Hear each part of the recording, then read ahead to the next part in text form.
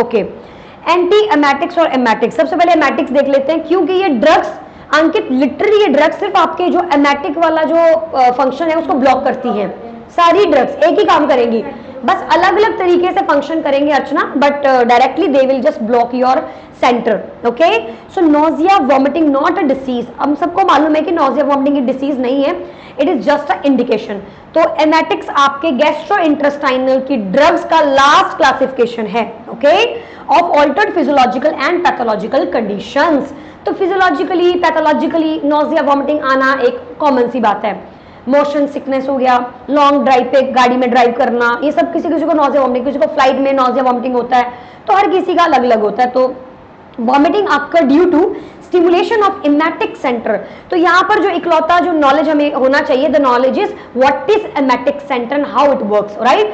So vomiting occur due to stimulation of the emetic centre, और guys जो होता है मेडुला ओब्लोंगेटा। ओके, तो ध्यान रखना है मेडुला ओब्लोंगेटा। इस मेडुला ओब्लोंगेटा के अंदर एक जोन होता है, इस जोन का नाम है CTZ, chemo trigger zone. Okay, या कीमोथेरेपी में ये ट्रिगर होता है और नोजिया वॉमिटिंग बहुत ही एक्सेसिवली देखने को मिलता है। So this is chemo trigger zone, okay, and this is basically located in your medulla oblongata. तो ये क्या होता है ना, unprotected by blood brain barrier, आपका पूरे दिमाग में BBB प्रेजेंट है, लेकिन इस वाले पोर्शन में, इस वाले जोन में BBB जो है वो नहीं होता है, तो कुछ भी थोड़ा सा होगा वो ट्रिगर करेगा और वॉमिटिंग आ जाएगा। कोई भी ड्रग आप एंटीबायोटिक दोगे वो BBB को क्रॉस कर जाएगी और फिर नोजिया वॉमिटिंग साइड इफेक्ट में दे देगी। इसीलिए पूरी नर्सिंग में, 4 साल की नर्सिंग में हम लोगों ने नोजिया वॉमिटिंग हमेशा साइड इफेक्ट लिखा है, हमेशा first number nausea vomiting. Alright, next let's see causes. तो कॉजेस में क्या क्या कारण हो सकते हैं? ड्रग ट्रीटमेंट इंड्यूस्ड, किसी ड्रग की वजह से, cancer, opiates, nicotine, radiation therapy. Number 2 natural physiological changes, pregnancy. हाँ जी, what is the reason behind it Mahak? Very good, not progesterone, very good, and estrogen also, okay. HCG and estrogen are 2 most important responsible reasons for your nausea and vomiting.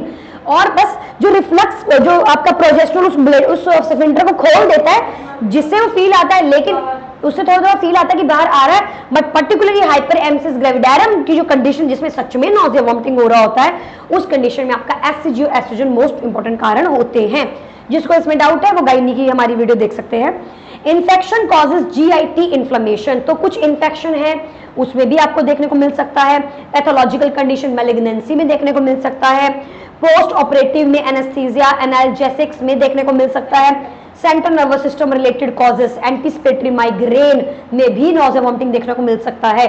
I still remember one of my friend को migraine का problem था, जब भी night shift आनी होती थी उसकी, उसको नोजिया वॉमिटिंग स्टार्ट हो जाता था। लाइक इवनिंग में हमारे मॉर्निंग शिफ्ट होते हैं, फिर इवनिंग होते हैं, फिर नाइट शिफ्ट होते हैं। या यस, तो जिन जिन लोगों को माइग्रेन का इश्यू होता है उनको ये नोजिया वॉमिटिंग बहुत ही कॉमन होता है, मतलब स्टार्ट हो जाता है। ओके, तो ड्रग्स की बात करते हैं, एंटी एमेटिक ड्रग्स। तो गाइस ये सारी की सारी ड्रग्स आपके इस मेडुला ओब्लोंगेटा के CTZ जोन को ब्लॉक करेंगी ताकि आप नोजिया वॉमिटिंग फील ना कर सको। कारण अलग अलग हैं, कैंसर अलग तरीके से आकर एंटर करेगा ACH की मदद से, यानी कि एसिटाइलकोलिन की मदद से, और फूड की वजह से अलग से सेंटर, मतलब ये सेंटर एक्टिवेट हो रहा है, इस सेंटर को हमको ब्लॉक करना है। तो जो पहली ड्रग है दैट इज, पहले मैनेजमेंट देख लेते हैं। Treatment of cause, relief of pain, treatment of GIT colic, या तो आप जो कारण है उसको ही ठीक कर दो, नोजिया वॉमिटिंग अपने आप बंद हो जाएगा। नेक्स्ट सिम्टोमैटिक ट्रीटमेंट कर दीजिए, या तो एंटी एमेटिक ड्रग्स दे दो पेशेंट को, उससे भी ठीक हो जाएगा, या फिर सपोर्टिव ट्रीटमेंट यानी रिहाइड्रेशन, इलेक्ट्रोलाइट एंड बैलेंसिंग। ये क्लासिफिकेशन आपके किसी बुक की है, okay. So this is a normal classification, लेकिन जो आपके एग्जाम में आती है that is something different classification. इसके अंदर बोला गया है anticholinergics, okay. Example hyoscine, and guys this is very important example, very very, it's a very powerful. जब भी जैसे मैं भरमौर एक डिस्ट्रिक्ट है हमारा, चंबा के आगे एक भरमौर डिस्ट्रिक्ट है which is like very very हिली। क्या किसी ने विजिट किया है क्या कभी भरमौर, हिमाचल में डिस्ट्रिक्ट भरमौर? गाइस अगर किसी ने सच में जन्नत देखनी है, सच में हेवन देखना है, जस्ट विजिट डिस्ट्रिक्ट भरमौर। थोड़ा सा डेंजरस है, थोड़ा सा डेंजरस है, वहां पे आप जरूरी नहीं है जीवित वापस आओगे, लेकिन आप विजिट करोगे तो आपको लगेगा कि हाँ मैम ने कुछ एक सही बात बताई थी घूमने की। सो गाइज उसमें हमेशा हायोसिन खाकर ही बैठना पड़ता है, बिकॉज इतना ज्यादा मोशन सिकनेस, इतना सिवियर लेवल पे मोशन सिकनेस, क्योंकि थोड़ा सा ऑक्सीजन की मात्रा भी कम होती है और मोशन सिकनेस कुछ अलग ही लेवल का होता है। तो ये hyoscine is like one of the best and effective and powerful drug, इसलिए मैंने इसको यहाँ पावरफुल लिख रखा है, क्योंकि एमसीक्यूज में भी देखने को मिल सकता है, क्योंकि प्रैक्टिकली है। That's nice. Next we have H1 antihistamine. ये वो कैटेगरी के ड्रग्स हैं जो अगेन हिस्टामिन को ब्लॉक करेंगे। तो हिस्टामिन के दो रिसेप्टर H1 H2, तो H2 तो आपने पढ़ लिया ऑलरेडी, ओके, ताकि गैस्ट्रिन ना बने, एसिड ना बने। तो आप H1 को भी ब्लॉक कर दोगे तो आपका ये सेंटर क्या हो जाएगा अर्चना, ब्लॉक। कौन सा वाला सेंटर, CTZ सेंटर। तो your CTZ centre will be blocked with the help of H1 antihistamines. Example will be promethazine, okay, diphenhydramine, doxylamine. ध्यान रखना इस बात का। साथ साथ में और भी बहुत सारी चीजें ब्लॉक हो जाएंगी, एलर्जन, कोक्स, लॉक्स, थोड़ा सा एलर्जी भी ब्लॉक होगा।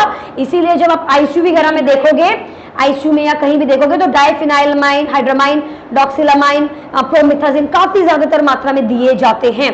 अगली क्लासिफिकेशन अर्चना हमारे पास D2 ब्लॉकर्स। याद है आपको D2, हमने बोले थे दो टाइप के हमारे पास रिसेप्टर्स होते हैं। कौन से, डोपामिनिक receptors, D1 and D2। D1 काम करता है रीनल के ऊपर और D2 काम करते हैं आपके ब्रेन के ऊपर। तो ये न्यूरोलैप्टिक्स है। पार्किंसन में D2 की मात्रा क्या हो जाती है, इंक्रीज। तो हम क्या देते हैं, डोपामिन ब्लॉकर्स या ब्लॉकर्स, D2 ब्लॉकर्स। जबकि साइकोसिस में क्या होता है, मात्रा कम हो जाती है, तो हम उनको देते हैं, एगोनिस्ट करते हैं। तो गाइज यहाँ पे D2 ब्लॉक कर रहे हो आप, न्यूरोलैप्टिक्स है ये, क्लोप्रोमाजिन एंड ट्राइफ्लूप्रोमाजिन। ओके, ये एंटी साइकोटिक ड्रग है। ओके, सो दैट कि आपकी जो ये ड्रग है वो काम कर सके एज ए एंटी साइकोटिक भी ये ड्रग काम करती है। नेक्स्ट आता है प्रोकाइनेटिक, ये आता है फोर्थ कैटेगरी। मुझे एक बार थोड़ा कंफर्म करना पड़ेगा, I am little bit confuse, let me have a look, because confusion नहीं रखनी चाहिए। Guys anybody had any D1 D2 का फंक्शन?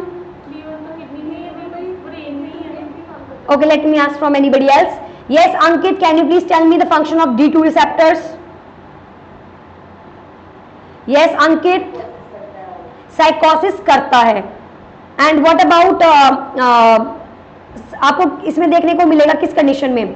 So guys, साइकोसिस में इसका लेवल बढ़ जाता है और पार्किंसन में इसका लेवल कम हो जाता है। यानी कि आप पार्किंसन में इनको दोगे और साइकोसिस में इनको ब्लॉक करे। So we were telling opposite. Okay Archana, so तभी मुझे थोड़ा कंफ्यूजन हो रहा था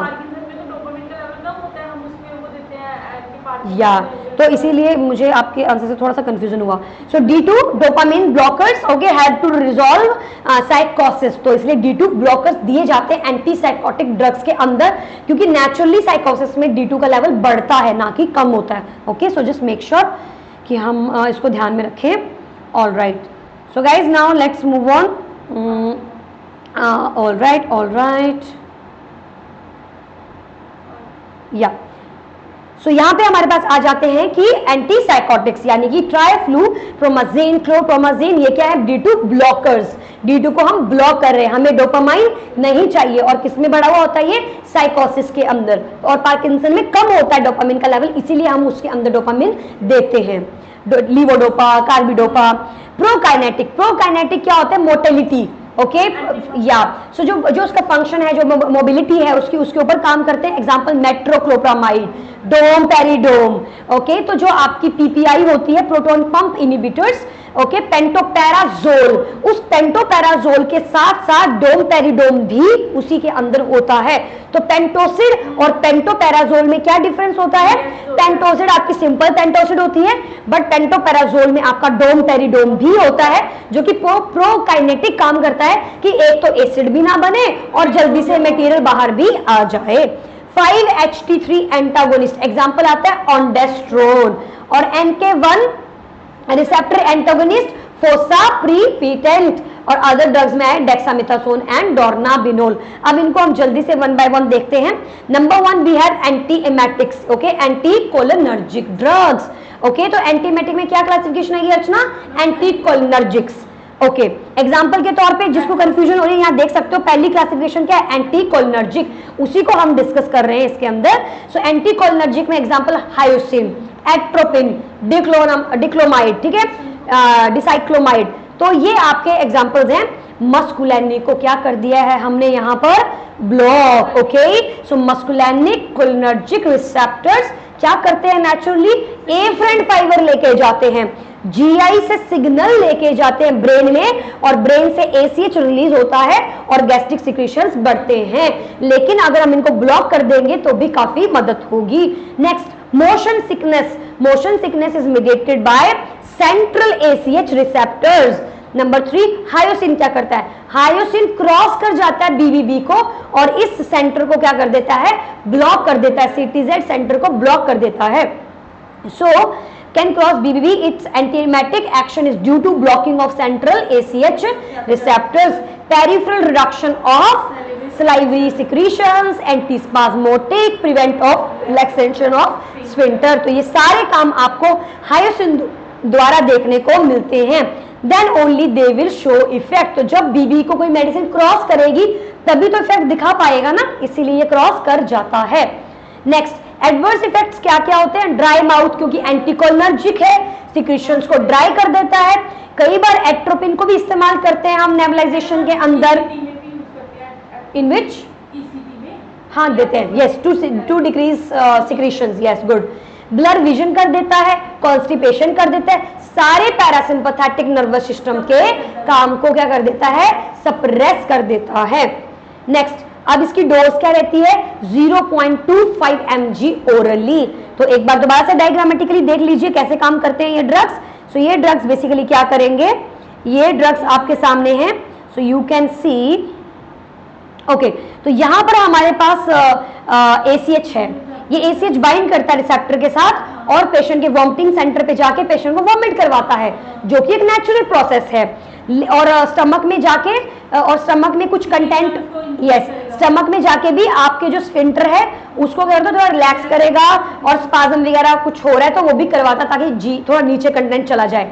लेकिन अगर आपकी एंटीकोलिनर्जिक ड्रग्स यहाँ आ जाते हैं, for example hyoscine, they will block the receptor, so ACH will not able to bind with the receptor, it will not formulate the receptor and receptor complex, और ताकि वॉमिटिंग भी ना हो। तो नो सिग्नल, नो वॉमिटिंग, और आपका relaxation of sphincter भी नहीं होता है और स्पाज्म भी नहीं होता है, और ना ही आप जो है वो वॉमिटिंग कर पाते हैं। तो सेंटर ही आपने क्या कर दिया अर्चना, ब्लॉक।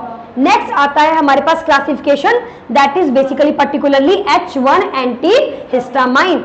इस क्लासिफिकेशन में आप देख सकते हो प्रोमिथाजीन एग्जांपल, गाइस ये एग्जांपल्स आपको याद करने पड़ेंगे, we don't have any other option. Promethazine, diphenhydramine, doxylamine, H1 antagonist effectively block, histamine भी ब्लॉक कर दिया, कॉन्ट्रैक्शंस भी ब्लॉक कर दिए इंटेस्टाइनल मसल्स के अंदर, तो क्या असर दिखाएगा वो, anti emetic, useful in motion sickness to lessen the extent in its utilized in morning sickness post operatively vomiting. The anti emetic action is based on anticholinergic काम करेगा, एंटी हिस्टामिनिक भी काम करेगा, वीक एंटी डोपामिनर्जिक काम करेगा, और sedative properties भी carry करेगा। कौन करेगा, H1 antihistamines। All right guys, and then after we have example promethazine give protection for motion sickness for at least 4 to 6 hours, लगभग 4 से 6 घंटे के लिए आपको ये काफी मदद करता है। मैक्लोजीन लॉन्ग एक्टिंग होता है, and cinnarizine anti vertiligo, okay sorry not vertiligo, vertigo, okay, चक्कर जो आते हैं उसको भी क्या करता है, अवॉइड करता है। ऑलराइट, अब हम लोग पढ़ने वाले हैं इन सब ड्रग्स के एनफ्लेक्स पॉइंट ऑफ व्यूज। तो गाइज अभी तक जो हम लोगों ने डिस्कस किया है ये ड्रग्स के बारे